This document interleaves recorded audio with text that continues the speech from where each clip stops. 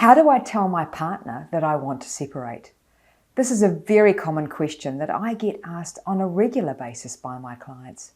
Maybe you've been unhappy in your marriage or partnership for years, or maybe for the last 2 or 3 years you've been thinking about leaving. Perhaps the only thing holding your relationship together is guilt over splitting your family. But after a lot of thought and perhaps counselling or coaching, you've decided it's time to tell your partner you want a divorce. Though it will be a difficult conversation to have, it's possible to have a discussion with him or her that is effective and clear. Number 1, consider your reasons for the divorce. Divorce and separation is often threatened during heated arguments, usually out of anger or frustration to gain power and control over the other person, and to finally be taken seriously that you really want change. Remind yourself that divorcing your partner is a huge decision, mentally, emotionally, and financially. You will also need to be willing to let go of a strong emotional attachment to your partner, so you should try to make the decision to get a divorce from a clear, unemotional standpoint. Ask yourself, what is my intent in getting a separation divorce? Any other agenda other than ending the marriage or partnership is an indication you may not be ready to get a divorce. Divorce has no power to right wrongs or change people's hearts. Divorce can only end your marriage and your relationship with your partner. Keep in mind that spouses who consistently threaten divorce can lose credibility with themselves and their partner. So if you are serious about getting a divorce, you will need to express this to your partner in a clear but appropriate way. Number 2, try not to blindside your partner or spouse. In most cases, both spouses are usually aware there is something wrong with the marriage or de facto relationship. You may have tried marital therapy together, done individual counselling, or had discussions about the troubles in your relationship. If possible, try to pursue coaching, counselling, or therapy together before jumping into a conversation about separation. If the feelings are mutual, you and your partner will have more options. If your other half has no idea, it can be a devastating conversation.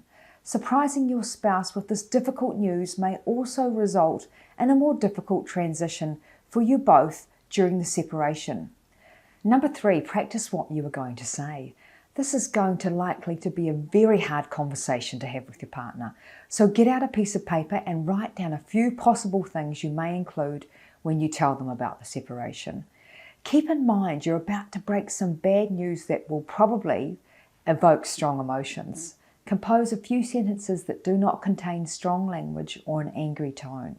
Focusing on using neutral language. Make I statements such as, Michael or Michelle, I have some difficult news to tell you. I have reached a conclusion that you and I need to divorce.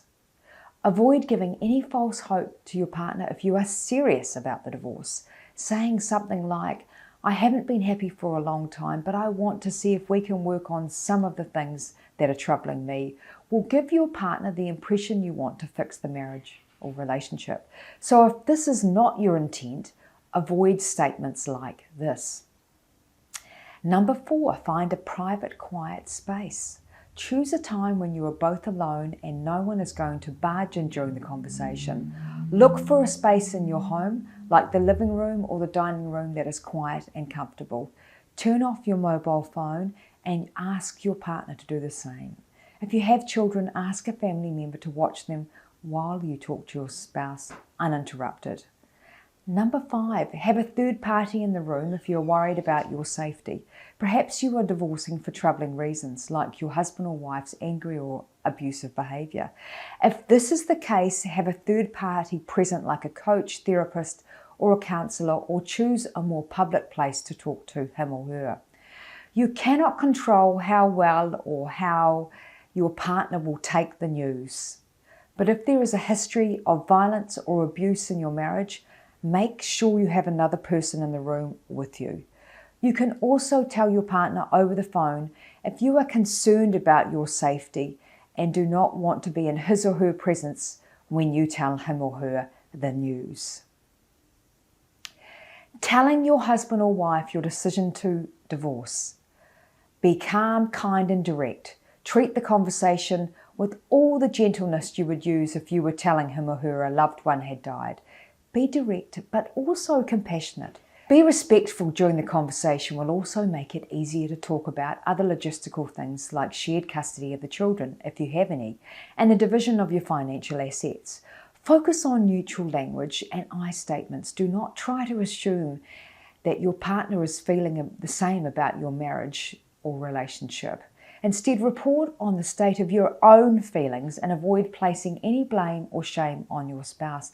So, for example, I know this may be hard to hear, but I believe our marriage is over and would like a divorce. Or, we have both tried, but it's not working between us, and I do not believe that any more counselling or therapy will help.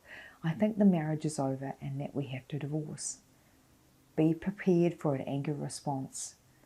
Even if your other half may be aware that there are issues in your marriage, they will likely to be upset when you tell him or her you want a divorce. But it's important that you do not retaliate, try to defend yourself, or try to justify your decision. For example, they may respond to you with, "This is just another example of you trying to run away from responsibility. You are so selfish and the only thing you think about is yourself. I have given you everything I have. I've tried so hard to make this family and this home. I don't deserve this and the kids don't deserve this." Avoid a response like this.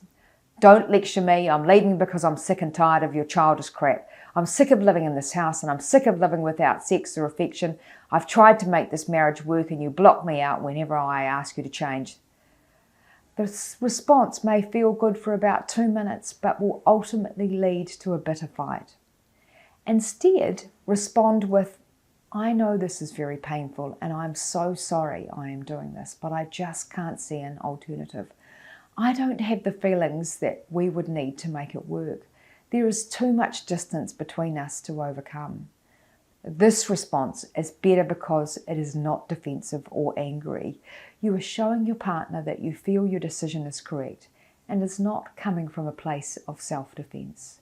You are also showing your partner that you're aware that any anger or defensiveness from you will only create more anger and hurt between the both of you. Address the possibility of a trial separation. Once his or her initial anger simmers down, your partner may try to negotiate with you on the terms of the separation. They may ask for a trial separation when you are both separated but legally still married, or they may ask you if you can both try coaching, therapy or counselling again. You should be prepared for these types of questions, especially if your partner will be devastated by your wish for a separation. If you are serious about the divorce, be firm about your decision. Tell your partner, "I don't think a trial separation is the answer. We have tried to fix our marriage and I don't think at this point it is going to work." Avoid discussing the details of the divorce right away. The initial talk with your spouse will likely be emotionally charged, so don't rush into hashing out the details of the divorce when you first tell your partner of your desire to separate. Reassure him or her that you are willing to work with him or her to achieve a fair and civil separation and to work with lawyers and coaches to find the best arrangements for the both of you. Give your partner time to process the information. Although you are both now anxious about the future and the details of the divorce, assure your spouse that they can take some time to think about what you have discussed. Acknowledge that the divorce will create some big changes for the both of you. Then let him or her know you are going to be staying with a family member or friend for a few days, or that they need to stay somewhere else so they can process the information. For example, "Thanks for listening to my thoughts. I really appreciate it. I know this is a lot to process, so take your time and think about what I've said." Decide on your living arrangement. It's a good idea to determine if you are going to be staying in the home or if you're going to move out. Coming to an agreement about the living arrangements will help you both to adjust to this big change. Remind your husband, wife or partner that their living arrangements are temporary until the divorce is finalised. Discuss breaking the news to children if you have any. If you and your partner have children, you will both need to agree on the best time and place to break the news. You should both sit with your children together after dinner in a common area like the living room or the dining room and explain the details of the separation. Tell the truth. Your kids are entitled to know why you're getting a divorce, but very detailed reasons may only confuse them. Pick something simple and honest, like we can't get along anymore. You may need to remind your children that while sometimes parents and kids don't always get along, parents and kids don't stop loving each other or getting divorced from each other. In general, younger children need less detail, while older children may need more details about the separation. Say, "I love you." However simple it sounds, let your children know that your love for them hasn't changed is a powerful message. Tell them you'll still be caring for them in every way, from fixing their breakfast to helping with homework, and that you will both always be there for them. Address changes. Preempt your children's questions about changes in their lives by acknowledging that some things will be different now and other things won't. Let them know that together you can deal with each detail as you go. Avoid blame. Try not to be critical of your husband or wife or partner or his or her actions. Agree in advance to show a united front and tell your children the same reasons for the divorce.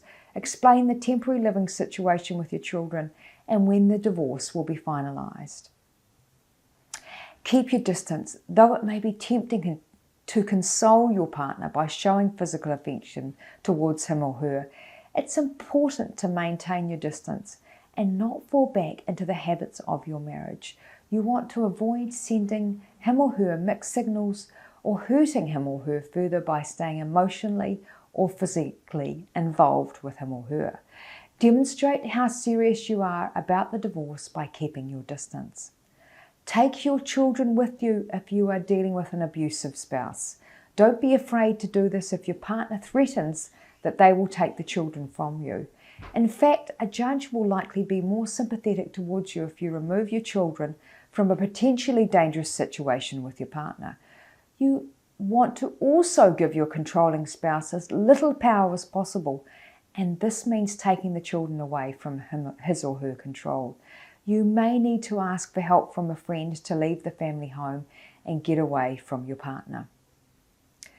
Get a protection order if you're concerned about your safety. If you're trying to divorce an abusive partner, it's important to have a plan in place to protect yourself and your children if you have any.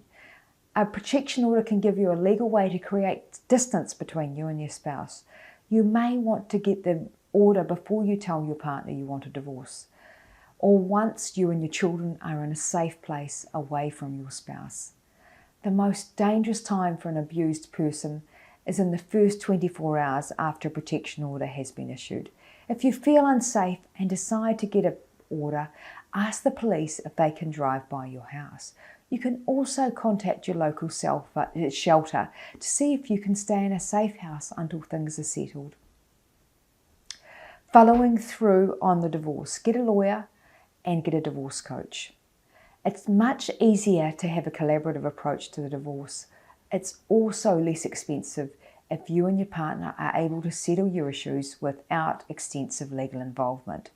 If it's not possible to keep a lawyer out of it, make sure you engage a lawyer that is willing to litigate your case before a judge. The lawyer should know the value of settling the divorce quickly, but they should also be willing to fight for you in court should the need arise. Interview at least 3 lawyers before you decide on one. Look for a lawyer who's had at least 5 to 10 years experience practicing family law. Thanks for watching. Make sure you subscribe to our Equal X's channel below by hitting the subscribe button to keep up to date with our most recent videos. You can follow us on Facebook, Instagram, LinkedIn, Spotify, or visit our website for helpful information and blogs.